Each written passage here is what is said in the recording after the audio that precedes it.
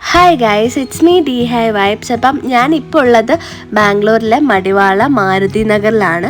അപ്പോൾ നമ്മൾ ബാംഗ്ലൂർ മലയാളീസിന് എല്ലാവർക്കും നമ്മുടെ തനി നാടൻ കേരള ഭക്ഷണം കഴിക്കാനായിട്ട് മടിവാള വരാത്തവരായിട്ട് വളരെ ചുരുക്കം പേരെ ഉണ്ടാവുള്ളൂ എന്ന് എനിക്ക് തോന്നുന്നു. അങ്ങനെ ഉണ്ടാവുമോ എന്ന് എനിക്ക് അറിഞ്ഞുകൂടാ.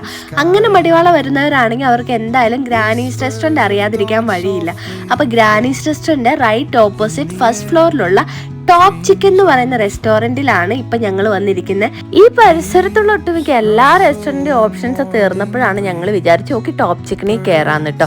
അവിടെ എത്തിക്കഴിഞ്ഞപ്പോൾ അവിടുത്തെ ചേട്ടൻ ഞങ്ങളോട് സജസ്റ്റ് ചെയ്താണ് ഇവിടെ ഒരു അടിപൊളി മസ്റ്റ് ഐറ്റം ഉണ്ട്, ബീഫ് മന്തി ഒന്ന് ട്രൈ ചെയ്ത് നോക്കാൻ പറഞ്ഞു. അപ്പം ഞങ്ങൾ രണ്ടുപേരും പേഴ്സണലി മന്തി ഫാൻസ് അല്ല, പക്ഷെ ബീഫ് മന്തി എന്ന് കേട്ട് കഴിഞ്ഞപ്പം ഓക്കെ ലെറ്റ്സ് ട്രൈ. ആദ്യം ഫസ്റ്റ് ടൈം ആണ്, അപ്പം നമുക്കൊന്ന് ട്രൈ ചെയ്ത് നോക്കാമെന്ന് വിചാരിച്ച് ഞങ്ങൾ ഓർഡർ ചെയ്തു. ഒരു ക്വാർട്ടർ റൈസും ഹാഫ് ബീഫും ആണ് പറഞ്ഞത്. ഇതുപോലുള്ള 2 നോർമൽ പീസും 2 റിബ്സിൻ്റെ പീസുമാണ് ഉണ്ടായിരുന്നത്. റിബ്സ് പീസിൽ മൊത്തം നെയ്യായിരുന്നു. അപ്പോൾ രണ്ടും തമ്മിലുള്ള കോമ്പിനേഷൻ ഞങ്ങൾക്ക് ഭയങ്കരമായിട്ട് ഇഷ്ടമായി.